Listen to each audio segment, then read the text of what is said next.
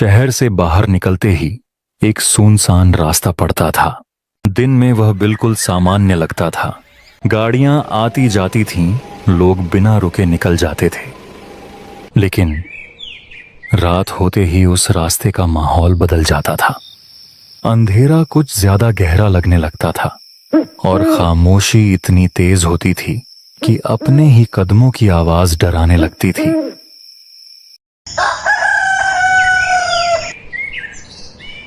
सुबह सुबह गांव के कुछ लोग उसी रास्ते के बारे में बातचीत कर रहे थे। जो रास्ता दिन में 10 मिनट में खत्म हो जाता था, वही रात में खत्म होने का नाम नहीं लेता। तभी चाय की दुकान पर बैठे हुए दूसरे आदमी ने कहा, हाँ, मैंने भी सुना है।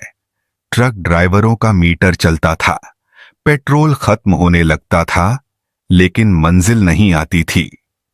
उसी रास्ते के पास एक आदमी रहता था। कोई उसका असली नाम नहीं जानता। सब उसे रास्ते वाला आदमी कहते। चौंका देने वाली बात यह है कि वह हमेशा शाम के बाद ही दिखाई देता। कभी सूखे पेड़ के पास खड़ा, कभी टूटे हुए साइन बोर्ड के पास। उसका चेहरा थका हुआ लगता था और आंखों में अजीब सी उदासी होती थी। वो किसी को रोकता नहीं था, बस बहुत धीमी आवाज में कहता था, रात में इस रास्ते से कभी मत जाना। कुछ लोगों ने दावा किया कि आधी रात के बाद वही आदमी सड़क के बीच चलता दिखाई देता है और उसके पैर जमीन को नहीं छूते। एक रात आरव नाम का लड़का उसी रास्ते से गुजर रहा था। उसकी बाइक का पेट्रोल खत्म हो चुका था और मोबाइल की बैटरी भी बहुत कम थी। तभी उसने गाड़ी को रास्ते के बीचों बीच रख दिया। अरे यार, यह बाइक की पेट्रोल को अभी खत्म होना था और ये जंगल तो बहुत घना लग रहा है। आसपास भी कोई दिखाई नहीं दे रहा। तभी उसे जंगल से कुछ अजीब तरह से आवाज सुनाई दी। एक पल के लिए वो डर गया। उसको लगा कि कोई उसे देख रहा है। पीछे लौटने का मतलब कई किलोमीटर पैदल चलना था। सामने वही सुनसान रास्ता था। वो बाइक को पीछे छोड़कर पैदल ही सामने की ओर जाने लगा। थोड़ी आगे जाकर देखता हूं, अगर कोई मिल जाए तो। जंगल बहुत घना था। उसे अपने पैरों की आवाज जोर जोर से सुनाई दे रहा था। तभी उसने रास्ते के बीचों बीच किसी आदमी को दिखा। कुछ पल के लिए वो खड़ा होके कुछ सोचने लगा। इतनी रात को यह आदमी जंगल में क्या कर रहा है, वह भी अकेला। धीरे धीरे चलते हुए आरव उसके पास गया। अरे चाचा, आप इतनी रात को यहाँ जंगल में क्या कर रहे हो, और वो भी इतनी रात को? कुछ देर खामोशी रही, फिर उसने जवाब दिया, कुछ नहीं बेटा, मैं इसी जंगल में रहता हूँ, लेकिन तुम आगे मत जाना। यह रास्ता रात में किसी को जाने नहीं देता। आरव कुछ सोचने लगा। वह बचपन से ऐसी कहानी सुनते आ रहा था।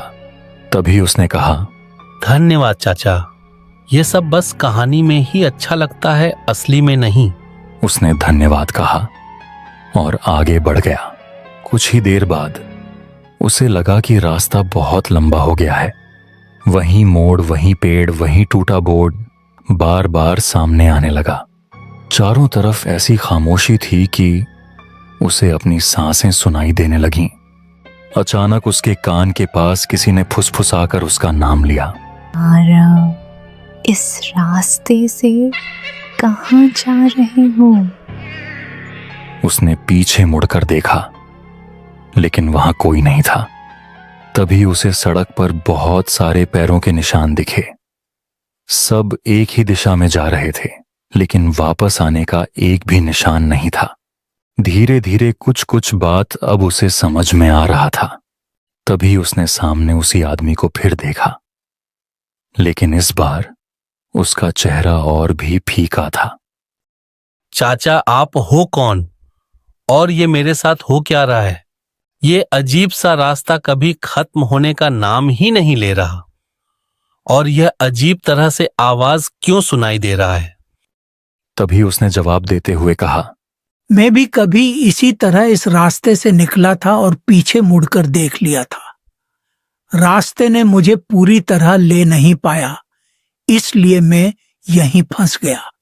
अब मैं आने वालों को चेतावनी देता हूं ताकि कोई और मेरी तरह न फंसे। आरव ध्यान से सारी बातें सुन रहा था। तभी उसने कहा, चाचा फिर इस रास्ते से बाहर कैसे जाएं? अगर इस रास्ते से बचना है तो डर को रास्ते पर हावी मत होने देना। पीछे मुड़कर मत देखना। नाम सुनाई दे तो भी रुकना नहीं और रास्ते को मानने से इनकार कर देना।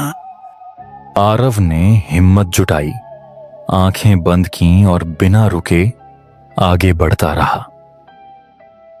कुछ देर बाद अचानक हवा चलने लगी। दूर कहीं रोशनी दिखी। अगला कदम रखते ही आरव मुंह के बल पड़ा हुआ था। सुबह हो गई थी,